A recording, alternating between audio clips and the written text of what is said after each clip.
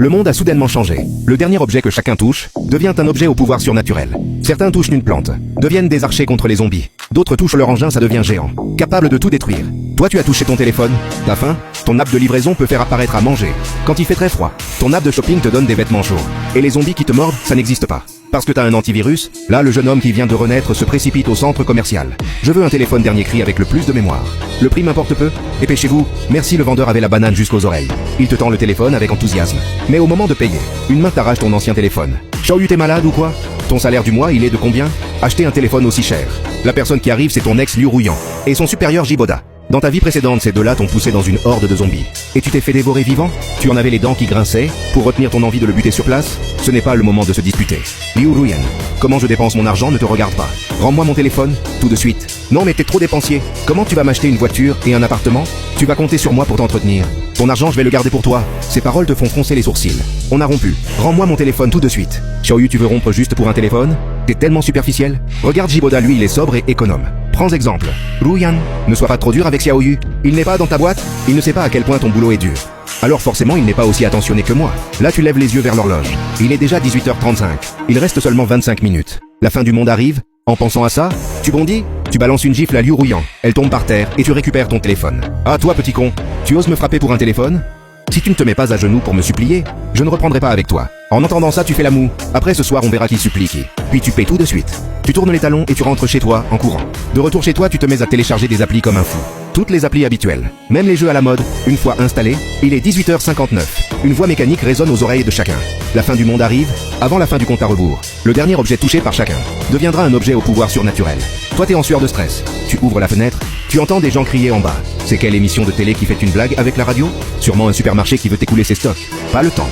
Faut aller bosser. Mais si c'est vrai, lâche ton téléphone, cherchez des objets pour vous défendre. Quand le compte à rebours se termine, une énergie puissante envahit tes membres. Tu penses à ton téléphone? Son écran flotte dans les airs. Comme dans les films de science-fiction, mon téléphone est vraiment devenu un objet surnaturel. Tu testes en commandant un saut chez KFC. L'instant d'après, des poulets frits tout chauds apparaissent devant toi. En même temps, des petits caractères apparaissent à côté de l'appli.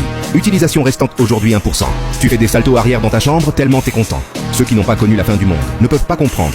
Même pas parler de poulet frits. Même de l'écorce d'arbre, c'est impossible à trouver à la fin. Là, Liu Rouyan t'envoie une demande vidéo.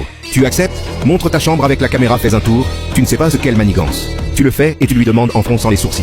Quoi? On entend des rires satisfaits. Xiaoyu, dans ta chambre à part du poulet frit. Y a rien à manger. Les plantes et les animaux dehors ont dû muter. Sortir pour faire des stocks, c'est trop tard.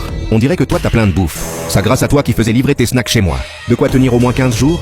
Donc tu m'appelles pour me donner à manger. Tu rêves? C'est toi qui as rompu avec Liu Rouyan. N'espère pas avoir de notre bouffe. Nos objets surnaturels, c'est un couteau et un briquet. Toi c'est quoi? Tu ricanes. Quand la voix mécanique a retenti, je dormais. Donc l'objet que j'ai touché, c'est ma couverture de sieste. Une couverture. T'es vraiment nul? Mais là la vidéo se coupe. Tu es ajouté à un groupe. Le groupe s'appelle Groupe Officiel d'Information F. Quelqu'un a un objet surnaturel lié aux communications. À ce moment, un message arrive dans le groupe. Bonjour tout le monde.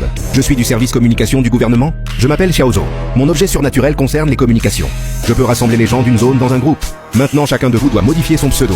Pour mettre le nom de son objet surnaturel, un collègue de mon service à la fin du compte à rebours tenait justement un ticket de livraison, donc il peut distribuer des ressources selon les pseudos. Chaque personne qui a changé son pseudo recevra des ressources simples de la part du gouvernement. Ne paniquez pas, on fera notre possible pour fournir des ressources. Prévoyez une distribution tous les 3 jours. Tout le monde change de pseudo sagement. Toi aussi tu changes ton pseudo en couverture? Xiaoyu, quelques secondes plus tard. Un sac de supermarché apparaît de nulle part. Tu l'ouvres dedans des nouilles instantanées, de l'eau et des légumes. Mais là, Liu Rouyan te mentionne toi et Xiaoju dans le groupe. Une couverture avec des pouvoirs, c'est quoi? Elle est plus chaude. Je veux demander aux responsables. Est-ce que ceux qui ont des objets sans utilité recevront aussi des ressources? Exactement. Pour combattre les monstres, il faudra compter. Sur nous qui avons des objets offensifs, je propose de distribuer les ressources selon la puissance des objets. Un bref silence. Beaucoup se mettent à acquiescer. Là, une notification apparaît dans le groupe. Baguette Dingdan a essayé de modifier son pseudo. Échec, retrait d'un point de groupe. Il reste 9 points. Brossadins Luran a essayé de modifier son pseudo échec. Retrait d'un point de groupe. Il reste 9 points. On dirait que l'admin a limité les pseudos. On ne peut le changer qu'une fois, pour éviter qu'on modifie tout le temps. Mais c'est quoi ces points de groupe?